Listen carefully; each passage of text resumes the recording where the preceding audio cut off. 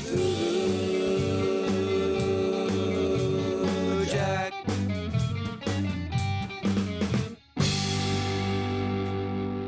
Living on the edge of insanity as us great old ones do on a daily spin here on Earth, I chose to go deep with the crew of the doomed Providence 3 to where no human has gone before, to the butthole of the sea, and to pop in an old Papa Cthulhu, in this added Jenga piece to the ever-expanding Lovecraftian universe. So, if you like The Thing, Alien, Aliens, Event Horizon, The Abyss, and I'm sure I'm missing a few others, then download our little Papa Cthulhu, cut him out, tape him to a stick, and pretend he's in those movies. Or go deep with me as we venture to visit a relative for 30 seconds on screen in this comedy gold movie loaf. 2023's Gods of the Deep. Now this Jack has been around the block for a few eons, but nothing prepared me for this hootenanny of a nugget. Living in the City of Angels during the roaring 90s, I dabbled quite a bit not only in the big picture world, but also the B-movie world. I'm a lover of film of all shapes and sizes. They are not easy to make, and it's a modern miracle if they even come out entertaining or completed at all. The few I mentioned in opening are the lucky ones that during original runs were not always widely praised. Is Gods of the Deep in that realm aforementioned? Hell no, but I admire the effort and happy to see the Lovecraftian fan base ever growing. We open on Jimbo, who is one of several characters recruited by Pickman, whose uncanny appearance resembles Dr. Zaius, and who will be calling that from now on.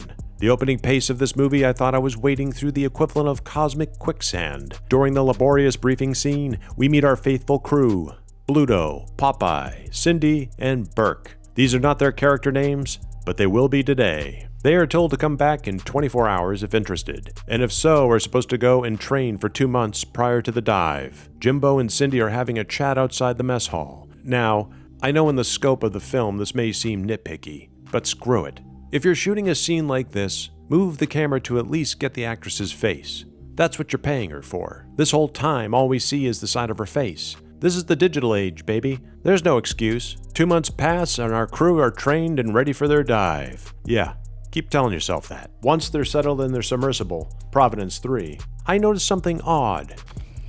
You guys partake? I know, here I go again. The only way to communicate is to use headsets, which only Popeye and Cindy seem to be wearing, or running up and down the stairs to the bridge to talk. What the hell? Dr. Zaius really cut corners on this one. Maybe spring for walkie-talkies or something. At about the 20-minute mark, they reach the underwater butthole and venture inside to where time in this movie stands still. Jimbo reluctantly goes to collect a sample from Papa C in the smallest one-man sub ever. What is the scale of this mini-sub? Once he's inside, all we see is his head. It's the best. Now, being this close to a great old one, a human's mind would already be turned into chilled jello. But I understand for artistic purposes we're going to linger for a bit before the insanity hits. Dr. Zaius bumps into a cast member from The Thing, and artist Drew Struzan's poster design for said film. Headsets are being pulled off left and right as they wake Papa C from his internal slumber. I have to say, as goofy as this film is, the exterior underwater effects are quite good. As Papa C swats at our heroes with blinding speed, somehow Cindy manages to fall into the open pressure lock with the lids closing behind her. Bluto fails at getting her out and meets his fate Titanic style as Dr. Zaius babbles on.